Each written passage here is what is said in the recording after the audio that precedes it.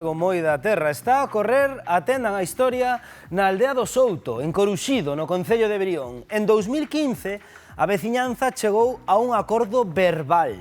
Cando fose necesario, cada propietario cedería unha pequena parte dos seus terreos para ampliar unha pista municipal, pois que era demasiado estreita e que é demasiado estreita. As obras nunca se executaron por falta de fondos, e o problema xurdiu cando un dos seus propietarios faleceu, por desgraza, e tempo despois a súa filla vendeu a casa. Pois ben, os novos donos rehabilitaron o inmoble e fixeron un muro que, segundo os veciños, non cumpre coa legalidade e que impide a ampliación dese camiño. Algo que lle sorprendeu tamén aos veciños, xa que daban por feito que estes novos propietarios ían ceder terreo, porque de primeiras sí que amosaran a súa disposición, amosáranse a favor. Pois ben, no termómetro buscamos a postura da outra banda. O abogado do actual propietario da casa, Pedro Trepat, asegúranos que o muro está catalogado como histórico e que as obras son perfectamente legalizables, e tamén nega que o ancho do vial impida pasar ningún tipo de coche, mesmo se trata de vehículos de emerxencia. Agora ben, o asunto está nos xulgados e segue pendente de resolución, e mentres tanto, a petición dos veciños é clara. Imos ata Brión porque non queren unha autoestrada, só queren que unha ambulancia poida chegar ás súas casas, Alba.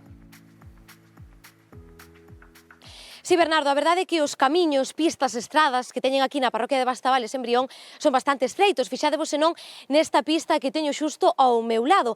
Cando os servizos de emerxencia, tales como bombeiros ou ambulancias, teñen que pasar por aquí, sofreno bastante. Manuel, ti que eres veciño tamén o viviches de primeira man cando o teu pai se puxo malo. Sí, meu pai botou moitos anos tuvo un accidente, botou moitos anos en silla de rodas, parte con moitos problemas de salud, e a cada momento tiña que vir a ambulancia e buscalo para ir para o hospital.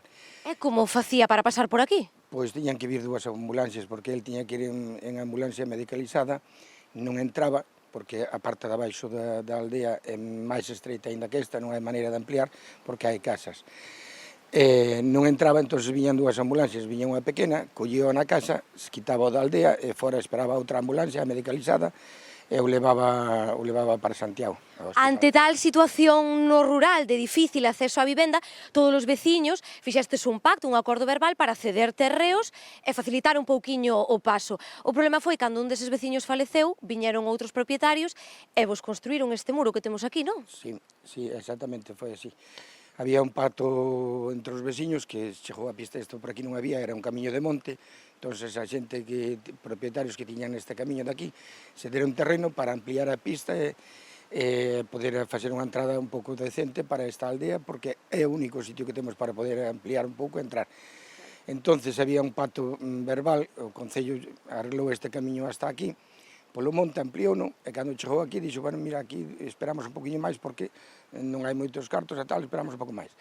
Foi pasando a cousa, entonces o dueño do propietario de aquí, o propio propietario morreu, a heredeira vendeu, e a partir de aí foi cando veu o problema. Un problema que os arrastra nos xulgados dende o ano 2021. Quero xa para rematar, Manuel, que me digas unha palabra como vos sentides.